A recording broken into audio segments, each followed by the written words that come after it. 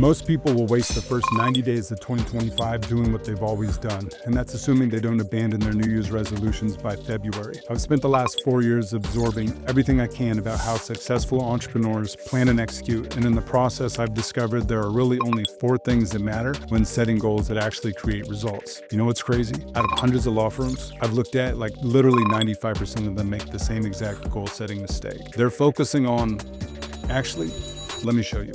First, let's talk about what most people get wrong. They set vague goals like make more money, grow my law firm.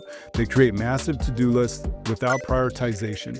They focus on outputs like revenue targets instead of inputs like daily action. Here's the framework I want you to use instead in 2025. Number 1, you got to start with one thing. Pick the single most important priority that would make everything else easier or unnecessary. You got to ask yourself, what's the one thing that if accomplished would have the biggest impact in my law firm or life? For example, instead of saying I want to grow revenue, get specific. I need to hire and train an intake director who can build and manage a team that delivers X in monthly revenue. Got it? 2, you got to work backwards, right? Once you know your one thing, you got to break down what needs to happen to achieve it. Don't start with tactics. You got to start with the major milestones that got to be hit, right? Plot those out. Know what those are. Let's say your goal is a 2x law firm. You got to break it down. What revenue targets need to be hit each quarter? What operational capacity needs to be in place? What key hires do you need to be made? Like what key hires do you need to make and when are you going to make them, right? 3, you got to focus on daily systems. The key to hitting big goals isn't the goal itself. It's in the daily actions that compound over time. So you have to create systems that make the right actions inevitable. So for example, like you can block out 4 hours every morning for your highest leverage work, right? Deep work, focus in, put the earbuds in, do what you got to do, but press forward and get shit done. Also, you got to set weekly review meetings to track progress, especially if you have a team. And this is the same way you have to have scorecards in place, KPIs. Everybody has to be responsible for a number. And then also you need to create checklists and processes that you can delegate out, all right?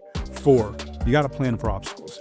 Most plans fail because people don't anticipate what could go wrong. So right from the beginning, list out potential obstacles and create contingency plans for every single one, right? What could prevent you from hitting your targets? What resources might you need that you don't have? Where are the bottlenecks? Remember, the hardest work is the work you don't know how to do yet. So most people avoid the uncomfortable growth that's required to hit the big goals. They stay busy with tasks that they already know how to do instead of tackling the real challenges, and that's where real growth will come from. So the difference between people who achieve their goals and those who don't, it's not intelligence or luck, it's their willingness to confront the work. So you got to do the hard work others avoid. So if you, like me, want to make 2025 your bitch, this is the year you got to stop planning and start executing. If you want a tool to help you scale your business in 2025, check out our free K-Score calculator. It's going to break down the exact numbers you need to hit your revenue goals in 2025.